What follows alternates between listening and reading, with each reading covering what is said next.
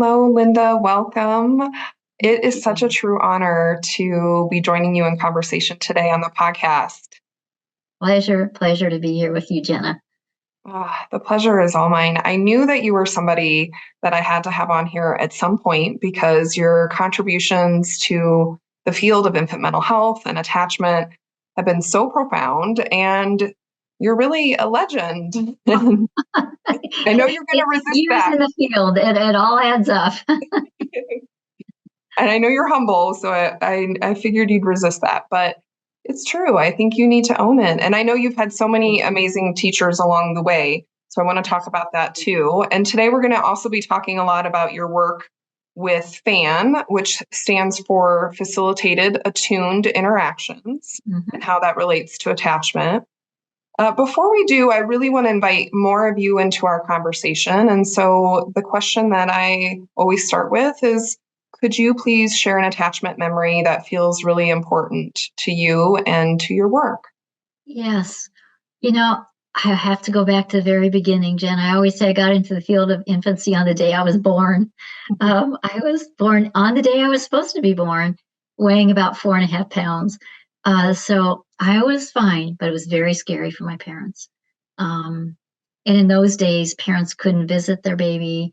They couldn't really be there for quite a while. And so I was in the hospital, they were at home. And so I think we had a rough beginning. That sense of connection was one that had to be achieved. And I think that's true in a lot of attachment relationships. It's not automatic, right? You have to build it over time. So I also, my parents were both in the military, so they were very, organized, very structured people, and my brother fit right into that. And my presentation was very different, as a fussy baby. So we talk about relationships being achieved, not assumed. And I think together with my parents, we achieved that fit, but it wasn't easy in the beginning. And we talk about, who are you to the parent, and and so they received a baby that was very different than they expected. Mm. And I think that's partly why I've committed myself to this whole area of infant mental health and developing a program for fussy babies. I then had a fussy baby myself and experienced the same challenge of loving that baby, who was, he was, I always said to him, he was just fine. It was me that was struggling, with the fit. So, yeah, attachment relationships take time. Yeah, you taught your parents so much. Maybe lessons they didn't want to learn, but you were there to teach them. Yeah. And, we always say it's no accident when we end up in the fields that we're in, because so much of that does come back to our roots and our attachment memories. And so that was a beautiful example of that. Mm-hmm. So I know we're going to talk about FAN, but there's so much to your stories and who you are, Linda, and that was just a little sample. And you've had so many important mentors along the way. I'm just in awe. So I'd love for you to just share more about your professional journey and some of the mentors you've had along the way. Well, my original training was in special education. And one of the founders of special education, Cruikshank, said, you can lead from inspiration or you can lead from information. Mm-hmm. And I think that really stuck with me because I think my field has been shaped by both. Inspiration through my own experience, and then hopefully acquiring information, around that. And I was in preschool special ed for quite a long time. And then I saw this picture on the book by Klaus and Kennel of maternal infant bonding. And I said, that's what I have to do. I have to do babies. I didn't know why I had to do babies yet. That was my own personal journey back to my own birth and my own experience. But I reached out to Barry Brazelton, who was the preeminent America's pediatrician, done the original research on infancy, and said, is it possible that I could come and work with you? And like every good pediatrician, he returned all those pink slip phone calls, and he called me back and made it possible for me to come to the child development unit there in Boston, where it really started my career in infancy. And Barry always said, the baby will lead you. If you and the families can focus on the baby, you will know how to partner with each other. And that was a powerful message. to me. And the other thing he taught us, and we use this in all our work, is that all parents have two vulnerabilities. It's a program running in the background. No matter how old your child is, is my baby okay? Is my preschooler okay? She's not talking yet and other kids are. Is my 7-year-old okay? Doesn't have a best friend yet. What about my high schooler? Will they make it? So always the worry about their baby, and then the parallel worry, am I doing enough? And then I think we as professionals ask ourselves, carry our own vulnerabilities. Are they okay? And how will I know? And how can I help? So I think that brings humility to the work, as well as a real recognition of the inherent vulnerability of parenting. And through Barry, I had a chance to meet Heidi Alls, who really redesigned the whole field of developmental care and neonatal intensive care units. And her mantra, which I learned so much from, was the baby is an ally in their care. Again, if you can organize around what the baby needs, you'll be able to meet those needs, and the baby's development will thrive. And she'd say, what is that baby's developmental agenda right now? And I think if we can bring that lens again to each of our interactions and partner around that, it can be a real guide to us. So a couple of very important mentors I've been so lucky to have. Yeah. It gave me goosebumps just hearing you talk about them. And it's no wonder you are who you are and you approach the work the way that you do, Linda. So that makes me wonder more. I mean, some of that feels so intuitive already, but how your work continued to evolve, what you continued to learn through Fussy Babies, and then how that developed into your work of the fan. Well, another mentor was Irving Harris, who's a philanthropist here, was in Chicago. And he believed long before many people did that mothers and families needed support very, very early. He really supported doulas, which is like a big idea even now. And years ago, he was advocating for doulas. So he was a supporter of Erikson and supporter of our work, and gave me the opportunity to develop a program, through his funding support. And so with other colleagues, we decided to focus on fussy babies and their parents. And Barbara Bowman, who was president of Erikson, then said, you got to get some data. Every baby cries, nobody's going to fund that program. Her wonderful honesty. And so my colleague, Larry Gray, pediatrician who I partnered with for many years, and I went and we looked at all the admissions for infant crying to the emergency room at the University of Chicago for a year. And interestingly, what we found was that a minority of those really came out with medical diagnoses. That parents were there because they were worried. They were stressed. The baby was crying. They didn't know why, and that they were at the end of their rope. They were coming for support. So that was important validation, that this is an issue that is really significant for families. And we know from the research that infant crying is a trigger for abusive head trauma. So a rare occurrence, but absolutely happens. And anything that we can do to prevent that, we want to do. So the data we had combined with that risk factor and interviews with parents, interestingly, even though I had my own lived experience, we sat down with parents and said, what has it's been like for you, caring for your baby? And we learned 4 big things from them. One was that they were emotionally and physically exhausted. This is 24/7. They also, in that exhaustion, had pulled away from their support systems. You would think that you would reach out more. But what happened with that fussy baby is the people who loved them and wanted to help them often were advice giving. Were kind of telling them what they needed to do, and they internalized it as I'm doing everything wrong. And so that we learned to ask parents, what is supportive to you, and not assume that we knew. So we also learned that they were continually looking for the cause of this crying and a cure, what will help it end. And then in that pursuit, they had lost confidence in themselves and lost confidence in their baby. So we knew that whatever program we developed, it was about building that parenting muscle. We really believe. Mikhail Papashek was another mentor. She and her husband did the original research on looking at really microanalytic studies of parent-child interactions. And what they saw is that most of parenting is non-conscious. You don't even know you're doing it. And you're making all of these intuitive adjustments to your baby to help that baby settle and regulate so the baby can feel secure, can feel held, and feel known. That's the attachment relationship beginning. And so we believe that that capacity was there, even though it wasn't able to be shown in the beginning. So we had an approach that watched for what parents were already doing, even in the smallest ways. And we would try to highlight that for them to rebuild some of that confidence that was there.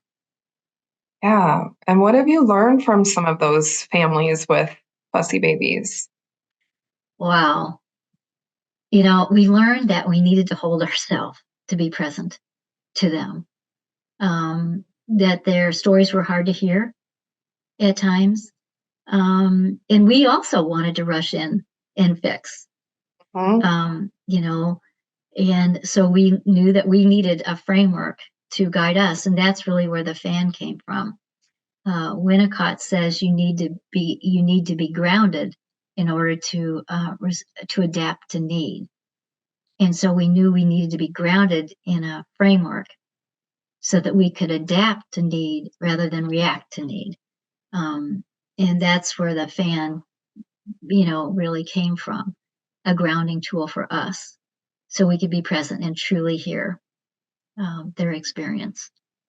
Yeah. And it sounds like really be that secure base and safe haven for families, that parallel of them being able to form an attachment with those helping professionals and to Right. feel held and seen so that they can do that with their baby that is, this, Mm-hmm. like you said, it may not have met that expectation of I'm just supposed to know what to do. And now I've got this fussy baby and it feels messy. And that Mm-hmm. makes me lose confidence in myself as a Yeah. parent. Like, back to those 2 questions, those brilliant questions of Mm-hmm. Dr. Brazelton is my baby okay? And am I good enough?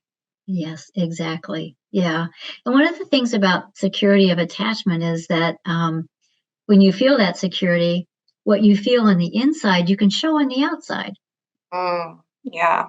because you've learned to trust, and that you've been trusted. And so I think our fan approach tries to create that safe space so that people can tell us, we say their reality, their felt reality, and that we can hear it, we can hold it for them, we can acknowledge it, and we can explore it, and over time we can help them begin to reintegrate, to integrate new experiences. That's one way that healing occurs, and to be able to go forward with more confidence. So do you want to get into more about defining the fan for us? Sure. So what did we learn? We learned that we really had to hear. We really had to do deep listening, if you will. And so our theory of change really became that of attunement. That if someone feels connected to you and understood by you, then they're open to the relationship, they're open to learning, and they're open to change. So how can you, I'm trained as a social worker. We always talk about starting where the client is, and many people have that same framework. But how in the world do you do that? How can you really meet somebody where they are? And that's that essence of connection, meeting someone where they are, not having to fix them or change them in that moment, but a little bit of radical acceptance. I get it. I hear you. Um, and so that became our framework. I can pull up a slide here. Sure. And Yeah, our listeners can also check out our YouTube channel so that they can see this yeah, visual of the fan. awesome. So let me just pull up my screen here, and I'll go back a couple of slides.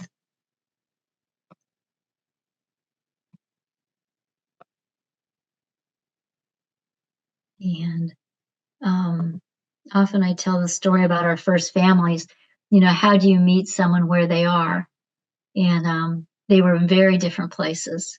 Our first family was a family physician who was calling for sleep tips. And we know how many times that family physician had given sleep tips out, but he was calling for another reason, which he wasn't quite able to articulate yet. So he needed that deep listening, that presence that made it safe for what was on the inside to be shared on the outside. And with that, he was able to say, I don't love my baby. And I never thought I would ever say that. He had a fragile baby, hard for him to soothe, even though he was very skilled with babies. And so he was able to really, I think, feel relief, speaking the unspeakable, as Alicia Lieberman would say, and having that heard and accepted. It wasn't a long call. That was really, I think, that was really what he needed.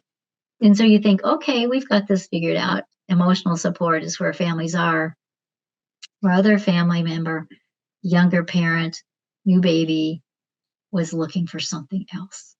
And this is where you have to read the cues and meet people where they are. She'd been taking her baby to emergency room to emergency room, saying there's something wrong here. There's something wrong here. She needed us to be very serious with her, to take her, to really respect what she was saying, to point to what she was looking at. Is that what you're worried about? Yes, I see it too. Can you tell me what you think is happening? And then really validate that, and then say, would it be okay if I shared my thoughts about what it might be? And sharing that, and then talking together about this, and then offering, would it be okay if we followed this together? So a different kind of partnership, Yes. was needed. And I think that's the attunement that you're talking about, that FAN offers a framework for this. Yeah. And it offers, this is where I was mentioning about how parents had taught us, that we have to stay much longer in the hard places. I had a parent tell me that her baby was evil. Hard to hear. Tell me more about that. What is it that you're experiencing that makes you feel your baby's evil?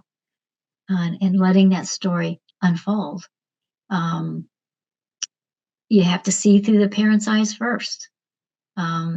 We say we have to kind of put what we know in a suitcase and park it for a moment, where you're really getting to understand what they know. I had a mom of a very young baby call and say her baby had autism. So I'm sure I was like the fifth or sixth person she'd tried to talk to about that.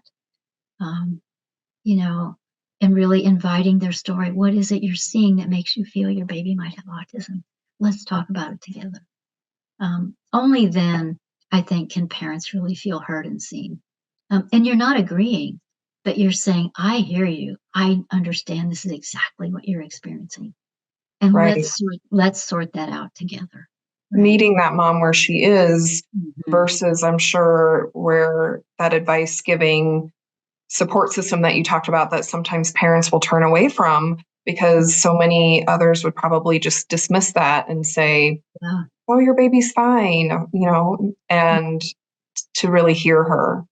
Yeah, exactly. Power of that. Yeah. The power. And often people will move on then. It's so important, to be heard and to have your experience shared, that you can't let go of that until until that's happened. When it happens, that's that idea of attunement. Then you're open, to exploring things in a different way. And we also learned that parents have to find their own way. I love this quote from Erikson. He says, parents have to parent with somatic conviction. They got to believe in their body. This is the right thing to do. They can't do it on a consistent basis. So that's how we developed all our collaborative exploration questions and skills. What do you think's going on here? What have you seen? And parents might say, I don't know, but usually there's a but. I don't know, but, and then you can draw that out. Because again, we believe in that intuitive knowing that parents are picking up on all kinds of small things that And that you can build. It's not that they're experts. I've never felt like an expert as a parent. I still don't at all. But they have experiences. They have a ton of experience, that you can draw on to build on. And then, as I mentioned, we needed that model to hold us as well as to hold the parent. And that's our theory of change. When someone feels truly understood and known, that's where the space is, where you can try something new. And this comes right from Ed Tronic's work. What percentage of the time are we going to get it just right in an attunement? It's a dynamic process of attunement, and mismatch is the norm. And so this is reassuring to us when we train in the fan, that relationships are achieved, as I mentioned, not assumed. You got to work at it, and you may have to adapt and go slower or go faster, the repair is the strength. And I think as professionals, we haven't really realized that that's a professional competency as well. To be able to go back and say, I think I really missed the boat last time I was here. I was so excited about, we had one home visitor who was so excited this young father wanted to go to learn to drive. He kind of overwhelmed him with his enthusiasm, and then the dad stopped showing up for the visits. And so there's this rupture, this mismatch. But the opportunity for repair came when he did see the dad again in the community. And he went up to him and said, I'm just wondering if something happened on our last visit. Did I say something or do something, that made you uncomfortable? I really would like to reconnect again. And then the story of the driving came up, and the dad said, I'm really afraid to drive, basically. It's not something he was ready to run down and do. So the mismatch can be repaired and the relationships can be strengthened. And that's a very reassuring message. We call it, when those mismatches happen, we call it a 70-30. It was a 70-30, to normalize it and to think about, what possibilities are here for repair. And Ed Tronic reminds us that repair is an accomplishment of the relationship. It's not something you can do. The home visitor couldn't make that happen. He could offer it, but it was the father then who was able to share, yeah, this happened. And then together they were able to go forward. So it's a relational concept of repair. Yeah, so much wisdom in that. And I think it's such a reassurance, like you said, that the goal is not 100%. That's not obtainable. Right. And so when we see this 70-30, it reminds us that good enough parenting and the power of repair is where that relationship and those attachments are then strengthened. Exactly. That's what makes the relationship sturdy.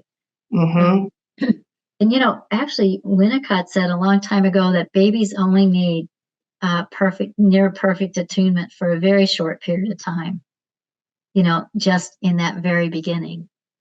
And then they need that good enough mother to kind of dose if we might say, to dose the sensitivity as well, not have to respond automatically.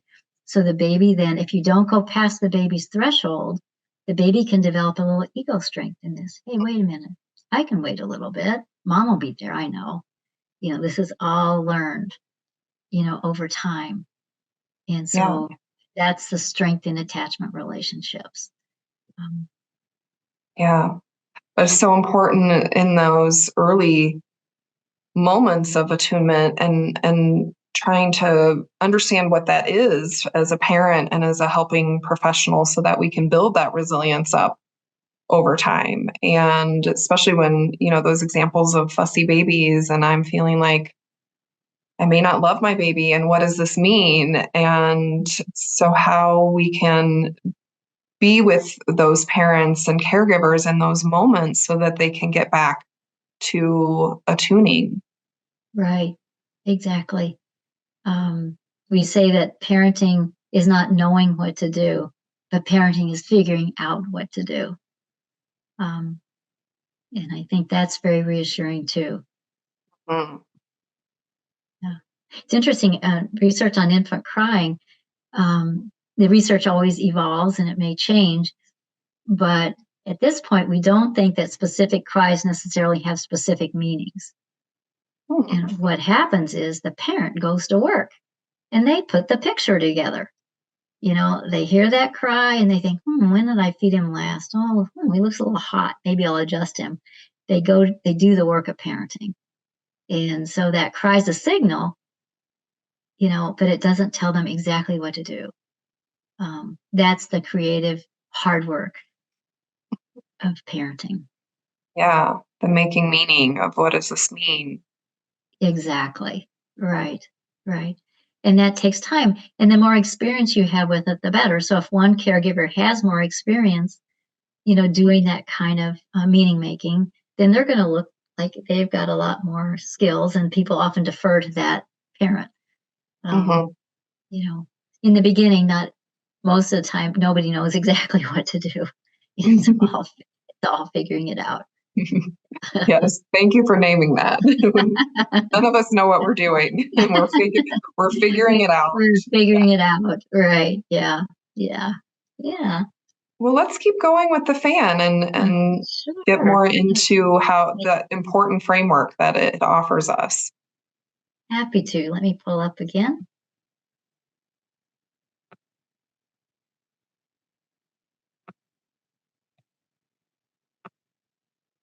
Yeah. So I'll actually show you the fan here. So we have different versions of the fan, which is interesting. At this point, we're working, the fan is applied in all kinds of settings in addition to our work with fussy babies. But this was our kind of original fan. And in the middle is that person that you're focusing on. Here it could be a parent, a caregiver. Again, we just got a grant to work with the Academy of Pediatrics to bring the fan much more widely into primary care pediatrics, into residency training, partnering with Healthy Steps to bring the fan into Healthy Steps as well. So lots of people are looking for a grounding framework, to help them with this attunement process. So you've got the person that you're focusing on in the center, and then around it, you've got these wedges we call of the fan. And the first wedge, the calming wedge, is our wedge, because the fan is a model of attunement to yourself and attunement to others. And this is where you're tracking your own experience. We call it a compassionate internal pause. In an interaction, all of a sudden I realize, ooh, that dad, just scared me. Or, oh, I'm really worried about that mom. She seems so anxious today. Or I'm so exhausted. I can't wait to get done and have something to eat. It's this in your internal world, and being able to catch yourself, to notice when you've been pulled away, and to be able to pause, ideally, and give it a name if you can. Because it's not just distraction; it could be important information, that you're picking up on. So you want to try and name it for yourself. You want to try and use strategies. We call this our mindful self-regulation strategies. Breathing, grounding, self-talk, and imagery are the most common ones that people use. So in that moment, you can rebalance, recenter yourself with that compassionate internal pause, and then think, what is going to be the most effective use of me at this point? And this is where you can use the other wedges to think where the other person is. Are they in feelings, as the father was, that I mentioned to you? They were subtle in the beginning, but and then you can be there. We call it listening with acceptance in the feeling wedge. That's your primary job. You're conveying, let the story be told. I can hear it exactly as you're experiencing it. And we talk about holding feelings, which is primarily nonverbal. Just conveying a listening stance and a caring stance and an open stance. You can validate, you can explore, you can bridge from feelings. Did you have a thought, Jenna? Well, speaking of being attuned, thank you, Linda. I was just thinking about the power of mindful self-regulation, why that's so needed to be able to be in any of these other wedges. And as you were talking about feeling, it's like, yes, no wonder we need to be regulated in our own systems and have to attune to ourselves first to really be in the feeling, and especially with that dad who was able to share so vulnerably. I suspect that he may not have opened up in that way had if he was with you or whoever he was with and that helping professional, if they hadn't done that the acronym MSR first. Right. And the other, go ahead, Linda. No, please. Well, and the other thing that I love about the MSR, mindful self-regulation, is the M, which is that it reminds us that it's intentional. Yeah. And I think there's so many times where, as helping professionals, in my own experience, where I might be doing something in the moment, but I'm not aware that I'm really doing this as a way to self-regulate. Like maybe I go straight to the doing wedge as a way to regulate myself because I'm not able to stay in the feeling, or it's too uncomfortable, or back to that question of, am I enough as a helping professional right now? And so if I don't go to doing, I might not have done enough. So I love this framework, and I know we're just getting started on the 2 wedges already, and it just brings up so much reflection for me. Yes. And this model, Jenna's a fan trainer too, and she's used it for many years and has helped other people with the framework. It's so important. It's such, like you said, a grounding tool. Yeah, right. When we think about grounding, it helps us know where we are, right? So we can be present for the other. And I think that mindful self-regulation, you might go back to often in a visit. You might drop back there quite a few times, right? Or it might be a visit that flows and it doesn't take a lot, but it's always available, for you. And it's also not like a switch that you just switch on. Okay, mindful self-regulation, I'm cool now. It may take some work in that moment. Yeah. And I wonder if it's a tool, but we can also be aware of maybe I'm not able to use MSR right now and be as present and attuned as I need to be. So what do I need to do if I can't get back on the wedge, if I can't be that secure base? Yeah, right. And that can happen. Remember 70-30. And as we think about, those are times hopefully for reflective supervision, that you do have a space, where you can take that to and think, I just had such a hard visit. Can I talk about this with you? And again, all the wonderful reflective skills that people have are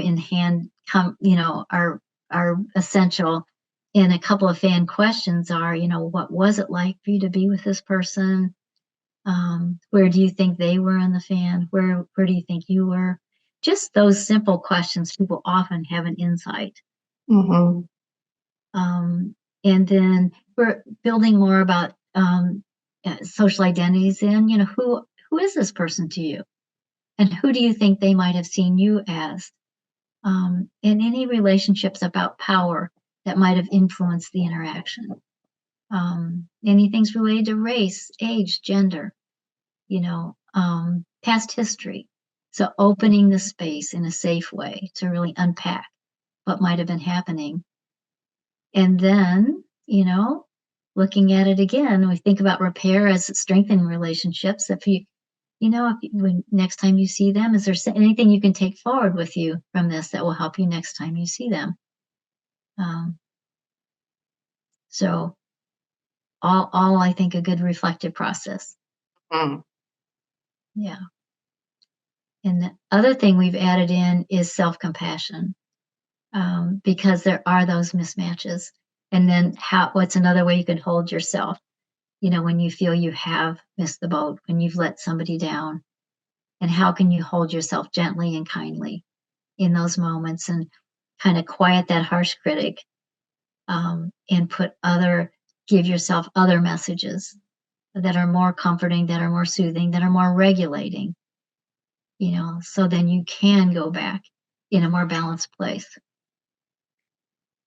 Yeah, it makes me think of repairing with ourselves too, and how we need to do that. And it's sometimes, I think, easier, at least for me, to think about repairing with others than the way we can be so critical and hard on ourselves at times. So I love that you've added that self-compassion in. And again, it starts with us and our ability to do that so that we can hold others and help them do that. Right, exactly. It was a missing piece because a fan lets you see things so clearly and you see all the mismatches, but then another layer of how to hold yourself, right? How to repair with yourself first. And sometimes you might not have an opportunity to repair with the other person. The repair may truly be internal. And self-compassion can help there. Back on the fan, the collaborative exploration wedge is the one that should be bigger for all of us, I think. In our research on the fan, people will say that the fan helps reduce their stress, maybe even reduces burnout. And we think it's related to collaborative exploration. It's related to mindful self-regulation, but also collaborative exploration, because that's the space of true partnership. That's when you really come at it in that humble inquiry of not knowing, but exploring together. The weight's off your shoulder. You're the guide. You're asking questions. You're building on what people already know. I think it's really the secret sauce, if you will, in many ways of the fan. It's true partnership. And actually, we train a lot of physicians, and one of our physician colleagues says that the center of the fan should say the parent's true concern. And he really believes that collaborative exploration allows you to get to that space of the parent's true concern. And then you can partner to solve it. And interestingly, our physicians find that their visits don't take longer. They're actually more efficient just for that reason. I'm not surprised by that. Yeah. And we have this great question, and this is maybe a Midwestern version of the question, as I'll say, what's your hunch? There may be other ways you would say that. What's your heart tell you? What's your gut say? Starting out to just try and get underneath it, if you will, with parents, because they often will know. If they're struggling, might say, well, which way are you leaning? And they'll often be able to answer that question. Again, drawing out and building on is our whole goal, I think, in partnership. And then there's a doing wedge. People do want access to the expertise of professionals. They want access to what you know. And we say it works best with an invitation. So you're reading those cues and you're seeing when somebody is ready to learn something or ready to try something. And then if you've got the resource, you've got a, perfect match there. And, more and more we're learning about how short attention spans are. I think now for advertising on YouTube and other places, like 8 seconds before someone swipes,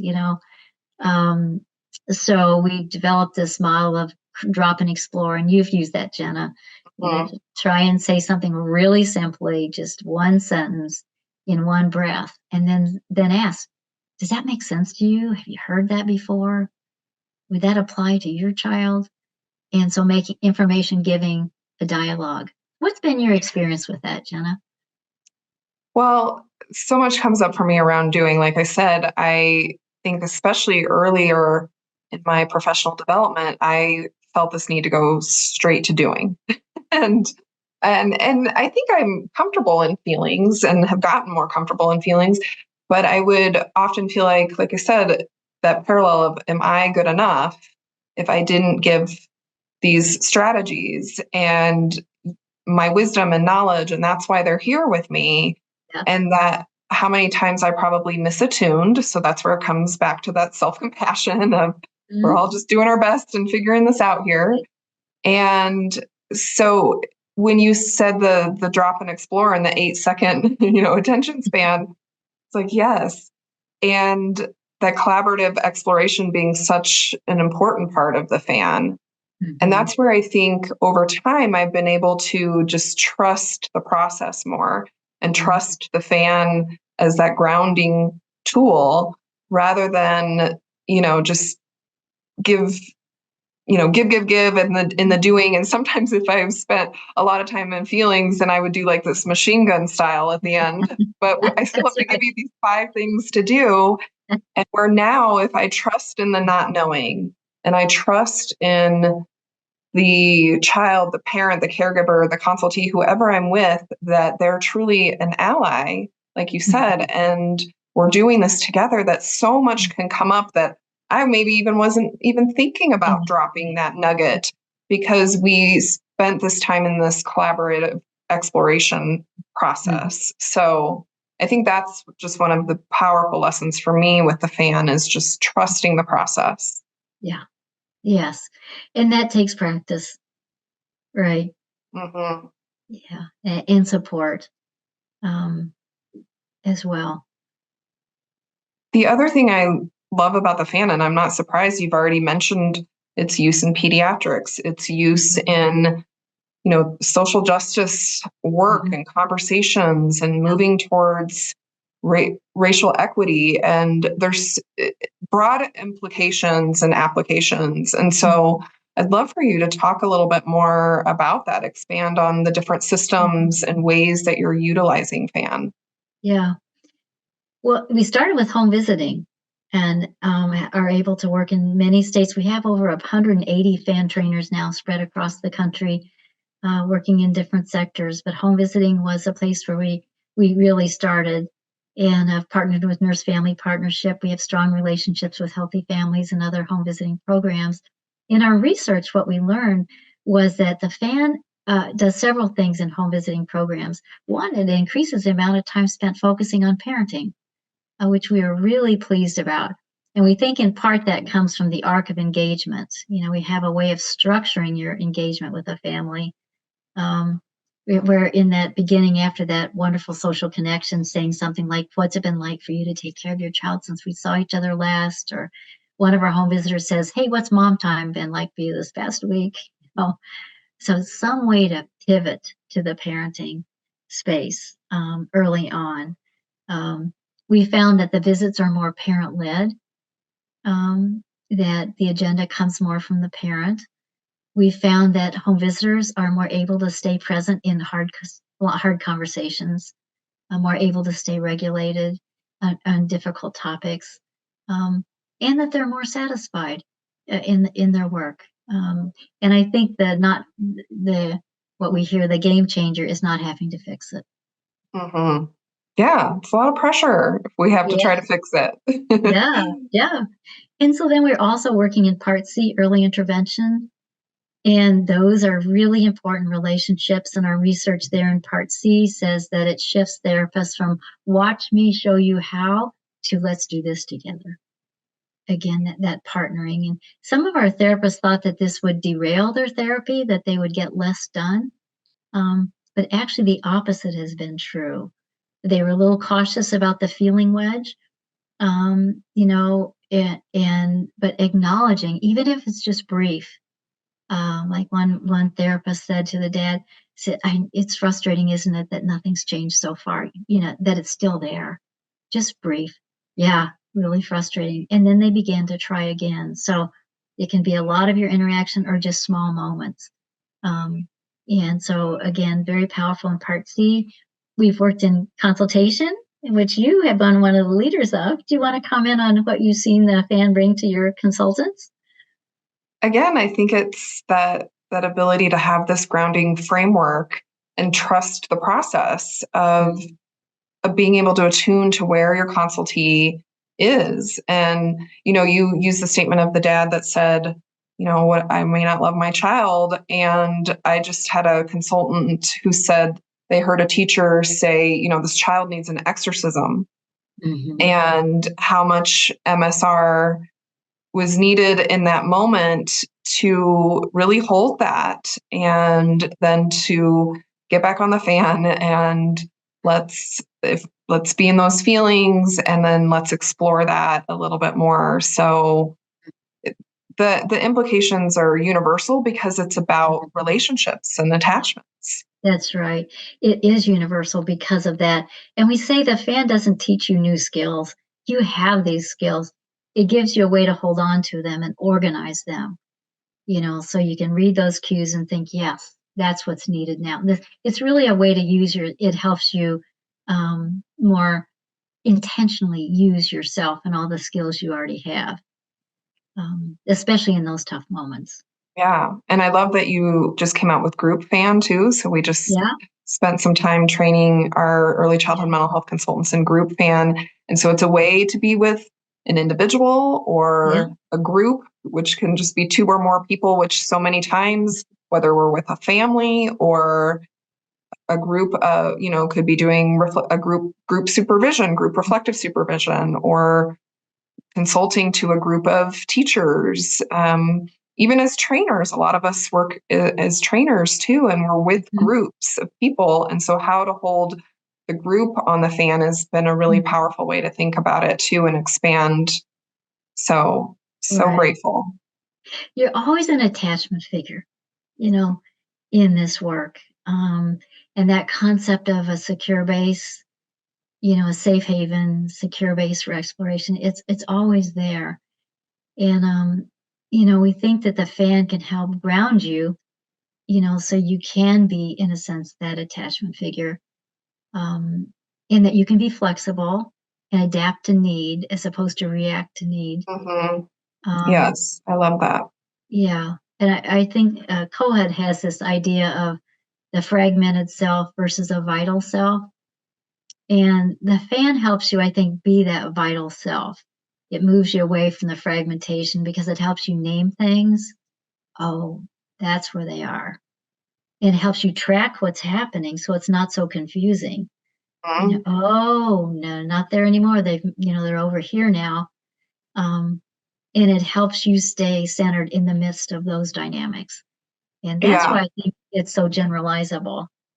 Yeah, it makes me think of this more holistic presence when you say versus the fragmented self. And that attunement, I remember when I first really immersed myself more into the world of attachment and infant mental health, I would hear so much about attunement. And I don't think I really fully understood it because I think I was trying to intellectualize it and just think of it more of like cognitively, what does attunement mean? And I think the fan helps us to do this too, is recognize that it's this holistic way of being present and that it's from that very somatic physiological level of one nervous system to another nervous system. And it's that emotional level of being present. It's that cognitive level. It's, some would say, even spiritual. So it's all of our systems being open and present to receive and adapt, like you said, instead of react. Right. And it is about mutual growth.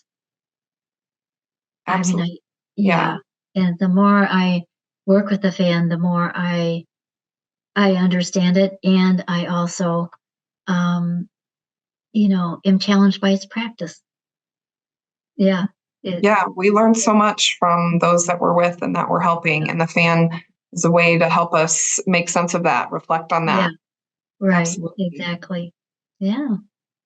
So we touched on some of the other systems, and I love that it's continuing to grow in its application. What else is on the horizon for FAN or any of the research things that you're involved in, Linda? I would love to hear more.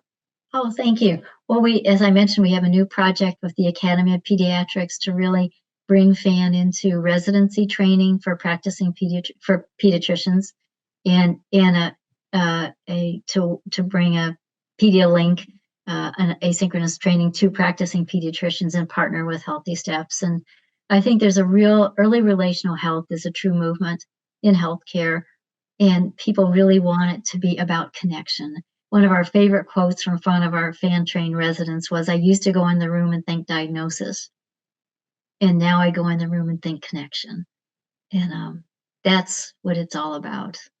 And from that connection, that can come understanding the true concern, can come using all that expertise that's available in a real partnership. So that's our goal, to come into that room and think connection. So that's one that's on the horizon. We're working with community health workers. That's a new workforce, both in mental health and public health. So we have had a very successful project with that in Ohio and have learned the same things. We're doing a metasynthesis across 16 studies of the fan in looking Wow. across these different areas, including now community health workers, teachers, child welfare as well. So all these systems are looking for ways Legal to. system too. I've heard you talk about Yeah. judges.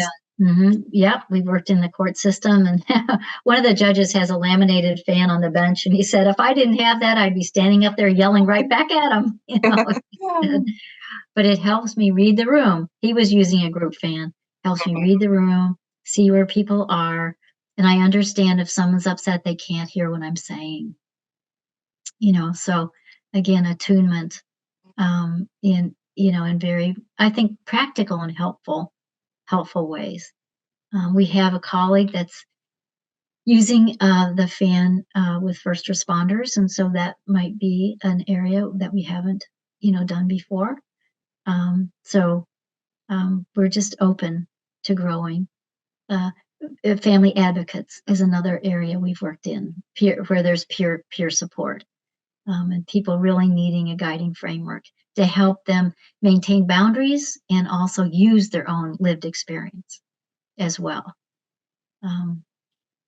So exciting and so needed. And I've heard you say too that it's not anything new necessarily. It just gives us this language and this shared language to be able to talk about the human experience and those connections that we're trying to make. Yeah, and it is a shared language. And we talk a lot about the fan as helping us attune to other people, but the fan can also help people attune to you. So that's a new use of it. We were just working with a large school who they wanted to focus on teacher-teacher relationships.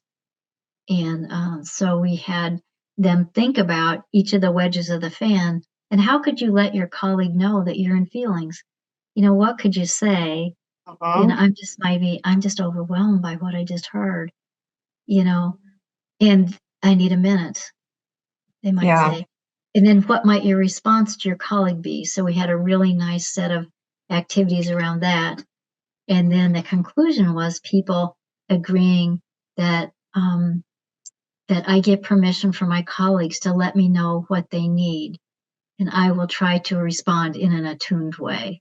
So again, the fan can be the language for that. I remember, especially during the pandemic, what a grounding tool it was, and how we were all so dysregulated that it really helped in those colleague relationships where, we would have mismatches, and we were holding a group of early childhood mental health consultants. And it gave us a chance to come back and repair and say, you know what, I think you were all in feelings. And we felt like we need to go straight to doing because this is this new crazy thing that none of us have ever experienced. Right. And so we wanted to help figure out like what to do. And we missed that so many of you were in feelings. And so now we continue to use it as a way to check in with our team of where are we at so that we are attuned to what those needs are. Yeah, that's beautiful. And I think that models so much for people that they can then say to themselves, hey, it's okay if I acknowledge my mismatch to other people. And I think that increases the safety in the relationship. Yes.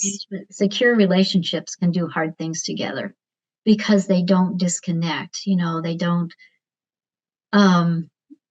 They don't, there's no need to attack or there's no need to collapse, if you will.